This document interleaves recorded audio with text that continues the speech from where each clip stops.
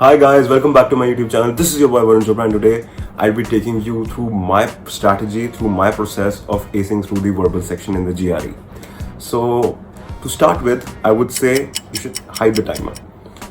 That's because if the clocks keeps ticking, you can't really focus on the RCs and the questions that have been given to you, because already they're very tough.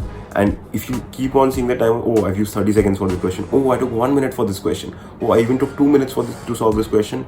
Oh no, I also have to solve, say, 18 questions more.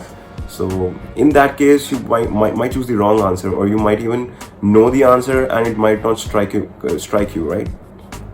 So the first tip from my side would be to hide the timer. Now, as you enter the verbal section, you will come across text completion questions. I guess they were from question 1 to 6, and they basically, the first 2 questions will be single blank, the next 2 questions would be 2 blank, and the next 2 questions, which are question 5 and 6, these generally triple blank questions. So my suggestion in these kind of questions would be to not get stuck on these questions. Move forward. Either you know the meaning of the word or you don't. Just move forward. If you waste 10 minutes of your time, or not, even if it's 5 minutes of your time that you waste in these questions, then I think you'll end up losing a lot of time which is required to solve the RCs, which I think are the best ones to score, because you have the answer right in front of you. You just have to figure it out. But in cases of questions like, I would say, text completion or sentence equivalence, you either know the meaning of the word or you don't. So there's no point in wasting time. So I think these 6 questions, you should be done with these questions in, say, 3 minutes or 4 minutes at max. Now you still have 26 minutes left, and you have 14 questions to go.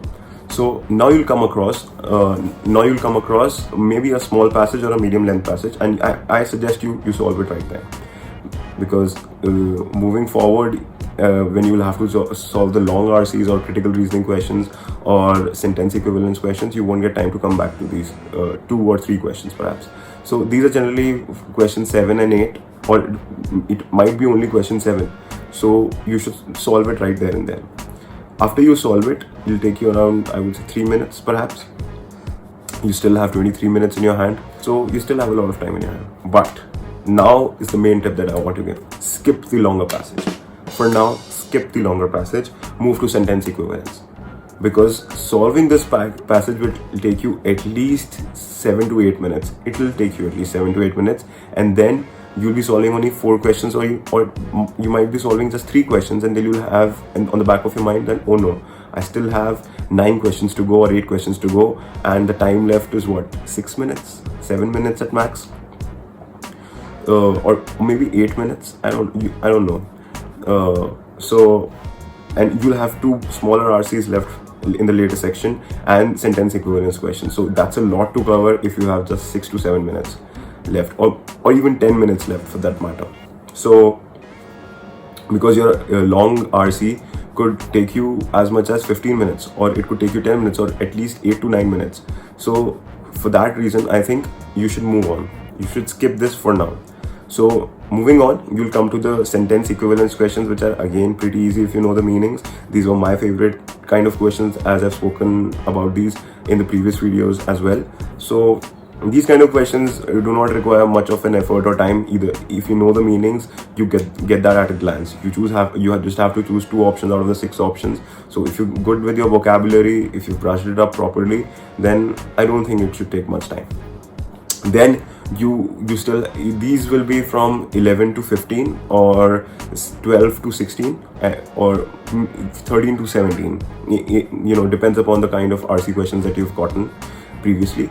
So all these questions, these should take you like 5 minutes, 6 minutes at max, and you will still have, I guess, where were we? We had 24 minutes, and it took us 5 minutes, so 19 minutes or 18 minutes at max. Now, for the next 8 minutes, try to solve the next 5 questions, or 4 questions which are left for the smaller kind, and 1 could be or 2 could be critical reasoning questions, and the rest would be a medium length passage or a small passage. So take these 8 minutes to solve those questions, and trust me, it will be a very, very smooth journey, because you have kind of 8 minutes to solve these questions.